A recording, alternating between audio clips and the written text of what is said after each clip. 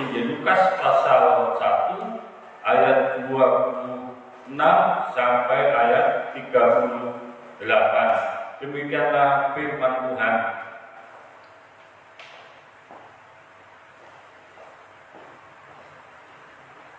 Pemberitahuan tentang kelahiran Yesus. Dalam bulan yang ke-6, Allah menyuruh malaikat Gabriel pergi ke sebuah kota di Galilea bernama Nazaret kepada seorang perawan yang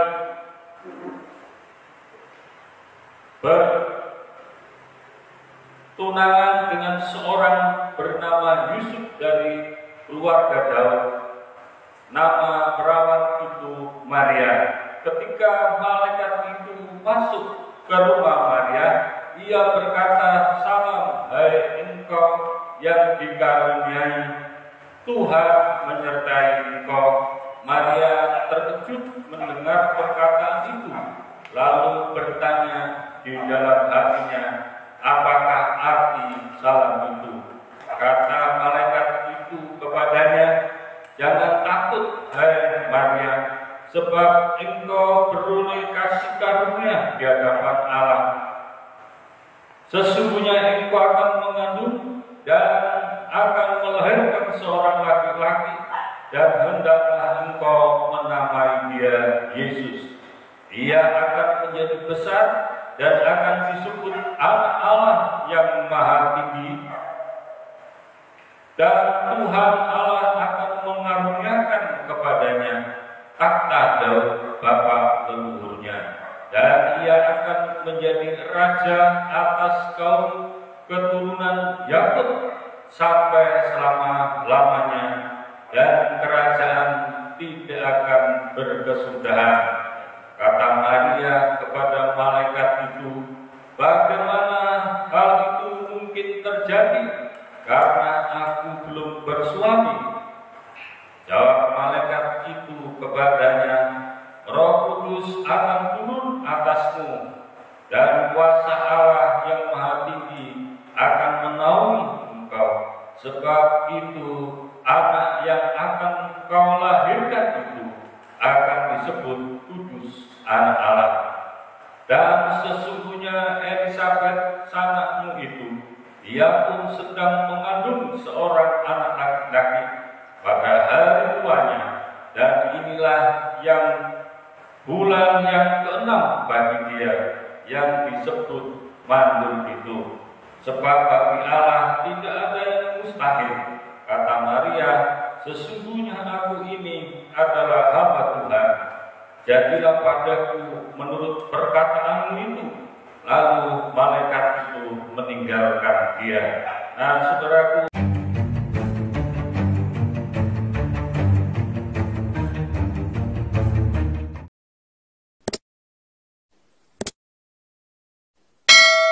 sekalian, menurut firman Tuhan ini kita akan belajar tentang sikap Maria dalam menghadapi pergumulan. Dan ada 3 hal penting sikap Maria dalam menghadapi pergumulan itu, supaya dapat kita contoh ketika kita ada pergumulan di dalam hidup ini, supaya kita bisa belajar akan kebenaran firman Tuhan ini.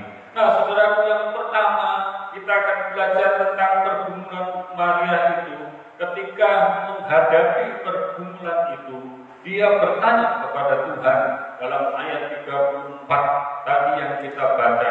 Ketika Maria mendapatkan kabar yang menjelaskan bahwa dia akan mengandung dan melahirkan, itulah sebabnya Maria itu bertanya kepada malaikat di ayat 29. Di sana dikatakan, dia bertanya mengapa dia bisa mengandung seperti itu sebelum dia memiliki suami. Dan jawaban yang kita lihat di sana, bahwa malaikat itu mengatakan bahwa dia akan dikaruniai dengan Roh Kudus yang akan mengandung di dalam hal itu.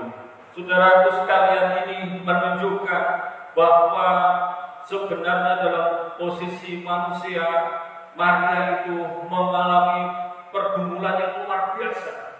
Karena bagaimana mungkin hal itu terjadi, dan peristiwa ini adalah peristiwa pada zaman dahulu. Ya, kalau kita melihat zaman sekarang, waduh sangat berbeda jauh. Dan ketika melihat seperti ini, tentu akan ada resiko yang akan dihadapi oleh Maria. Dan sesuai dengan firman Tuhan, kalau ada orang yang berbuat zina, maka itu adalah hukuman rajam sampai mati.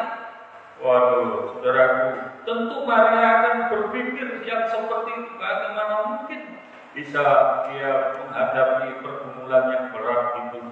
Bagaimana mungkin dia bisa lolos dari hukum Taurat yang sangat tegas bahwa orang yang berzina itu akan dihukum mati?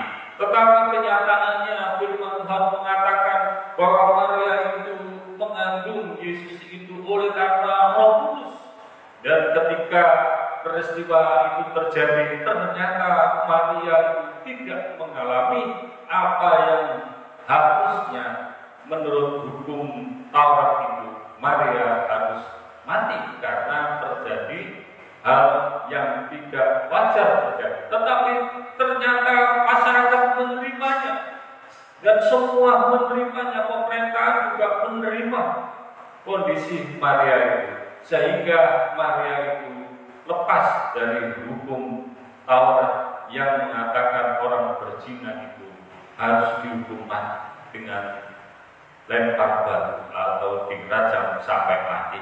Nah, ini membuktikan bahwa Maria itu mengandung itu memang berasal dari kuasa Tuhan.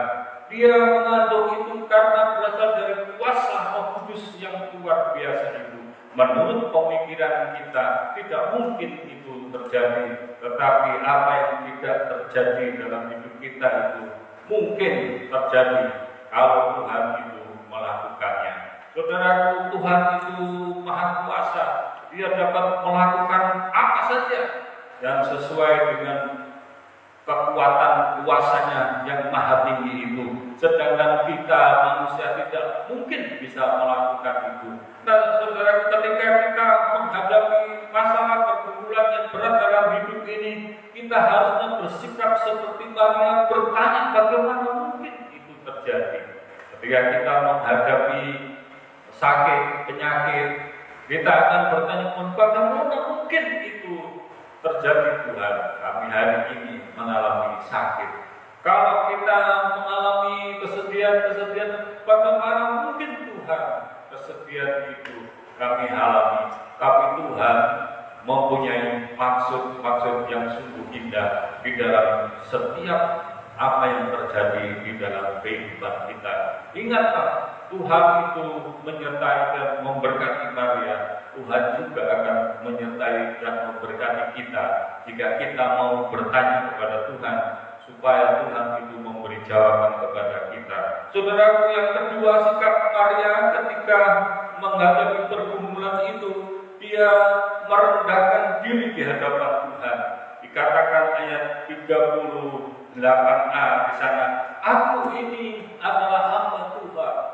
Waduh, jawabannya itu ketika diberitahu oleh tanda dari malaikat Gabriel itu, maka pertama dikatakan dia harus mengandung dan harus namanya adalah Yesus. Jadi nama Yesus itu bukan nama pemberian dari manusia, bukan karang-karang, tapi itu nama yang langsung diberikan oleh Allah sendiri. Yang kedua, dikasih tanda Maria itu adalah sanak saudaranya itu mengandung juga, yang katakan bahkan mengandungnya itu 6 bulan, sudah 6 bulan, yang nanti akan lahir, yaitu Yohanes Pembaptis itu.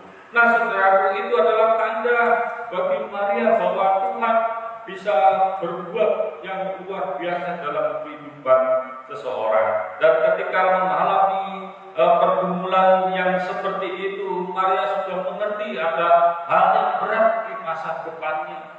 Dia memiliki hal yang sangat rumit di dalam kehidupannya. Dan itulah sebabnya dia hanya bisa mengatakan, aku ini adalah hamba Tuhan. Aku hamba Tuhan, hamba itu kan dolos atau budak atau pembantunya Tuhan. Tapi hari-hari ini banyak juga hamba-hamba Tuhan tanda petik itu yang merasa bukan hamba Tuhan. Jadi lagarnya justru seperti pembesar, padahal itu adalah hamba Tuhan. Dan sekarang sudah terbukti ketika pandemi datang seperti ini akan terjadi begitu nyatanya mana hamba Tuhan yang sebenarnya dan mana hamba Tuhan yang hanya mencari hukum semata-mata. Dan hamba Tuhan yang Maria mengatakan dia adalah hamba Tuhan, dia mengetahui keadaan dirinya, dia adalah seorang hamba yang bersedia menerima resiko yang begitu dalam yang akan terjadi di dalam kehidupannya.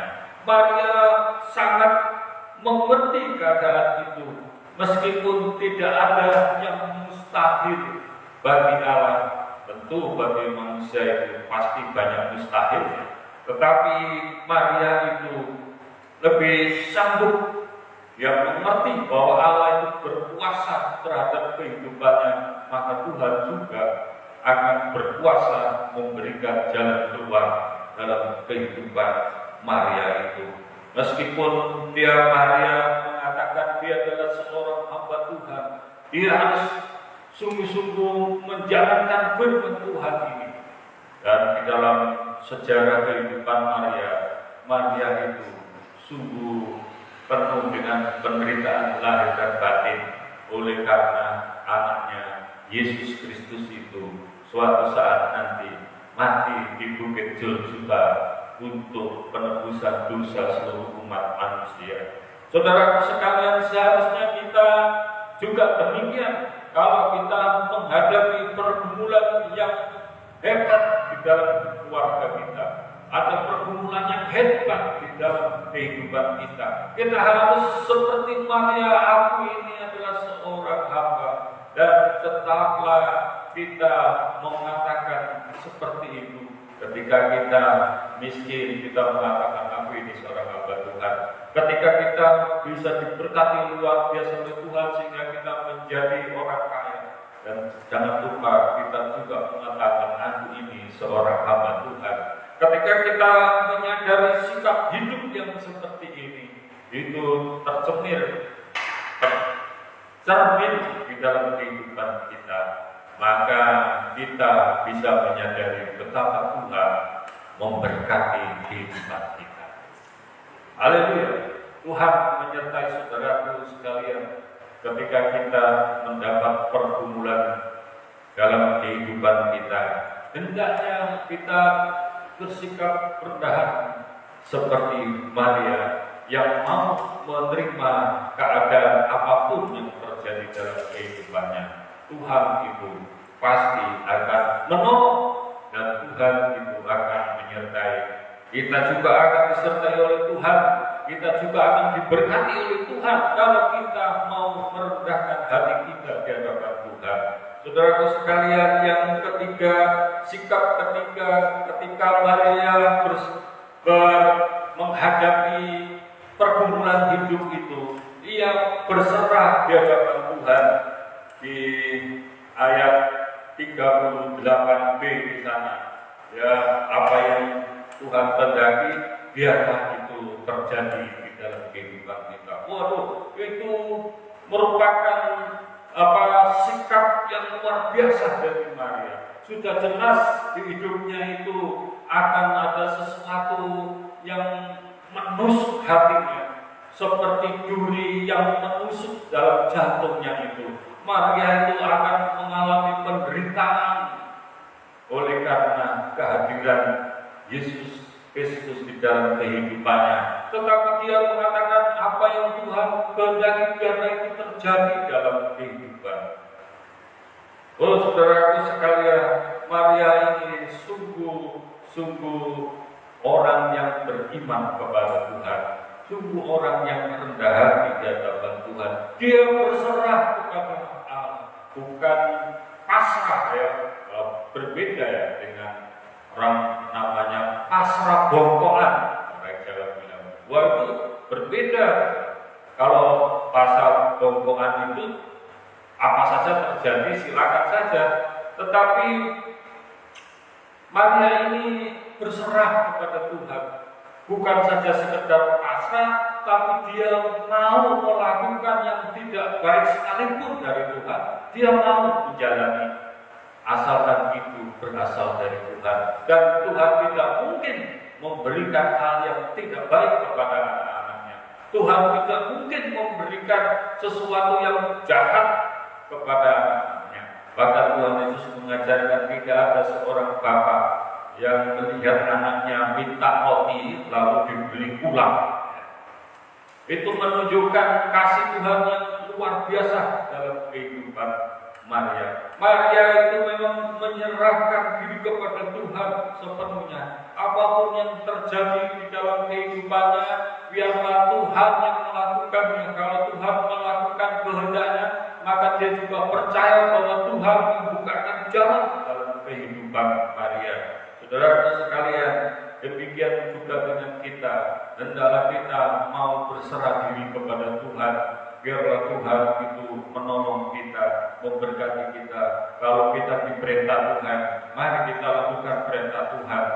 Janganlah kita melakukan apa yang tidak diperintah oleh Tuhan. Berkata ini, seringkali istri saya berbicara seperti itu. Lakukanlah apa yang dilakukan, diperintahkan Tuhan. Tapi jangan kau melakukan apa yang tidak diperintahkan Tuhan. Haleluya. Biarlah kita melakukan apa yang Tuhan perintahkan kepada kita dan kita menjalankan seperti Maria ini. Ya udahlah, kalau memang Tuhan menghendaki saya melahirkan Yesus itu, dan oleh karena kuasa Roh Kudus, dan kemudian malaikat Tuhan yang memberitahukan itu, dia mau menjalani. Sampai hari ini Yesus Kristus itu menjadi seorang manusia yang kontroversial di seluruh dunia sampai sekarang ini. Bagi yang percaya Tuhan, itu adalah Tuhan. Tapi bagi orang yang tidak percaya, itu kan hanya manusia biasa. Itu kan namanya manusia seperti kita. Jadi dalam peristiwa ini sebenarnya kita bisa mengerti posisi keunikan dari Tuhan Yesus. Satu, dia itu memang berasal dari Allah karena dikandung oleh kuasa Roh Kudus, tapi juga dia adalah Allah yang menjelma menjadi manusia. Jadi Yesus itu benar-benar 100% Allah, tapi Yesus itu juga benar-benar 100% manusia, seperti keadaan kita. Yang saya mengherankan itu kalau ada anak-anak Tuhan lalu didebat dengan orang diminta tentang Yesus itu bukan Tuhan, Yesus itu manusia. Kita kasih bukti, Yesus itu minum, Yesus itu tidur, Yesus itu berjalan kaki, Yesus itu seperti ini kan bukan Tuhan, dia manusia. Lalu anak Tuhan yang tidak kuat iman ini mengatakan, oh iya benar ya, Yesus itu manusia. Ya itu kalau begitu aku mau ikut agamamu. Saudaraku, sangat ramai banget umat seperti ini. Jelas firman Tuhan mengatakan bahwa Yesus itu adalah Allah yang dilahirkan melalui Maria yang seorang perawan itu. Dan itu memang membuktikan bahwa dia adalah Allah 100%, tapi juga dia manusia 100% supaya seperti keadaan kita. Dia tahu keadaan kita, dia tahu keluh kisah kita, dia tahu ketika kita menghadapi sakit penyakit, dia mengerti penderitaan kita. Oleh karena Allah itu pernah menjadi manusia seperti keadaan kita. Dan itulah sebabnya dia mengerti 100% keadaan manusia. Dan itulah sebabnya Dia bertanggung jawab 100% terhadap kehidupan kita. Dia akan membukakan jalan-jalan yang terbaik bagi kita, seperti Maria diberkati oleh Tuhan dan namanya itu tercantum dalam firman Tuhan sampai pada akhir zaman. Haleluya, puji Tuhan. Percayalah sungguh-sungguh kepada Tuhan. Allah itu memang mau menyertai dan menolong memberkati kita. Hendaklah kita bersikap seperti Maria yang mau berserah diri kepada Tuhan sepenuhnya. Situasi dan keadaan kita hari ini sungguh menjadikan pergumulan kita, tetapi kita tahu firman Tuhan hari ini. Hendaklah kita rendah hati seperti Maria.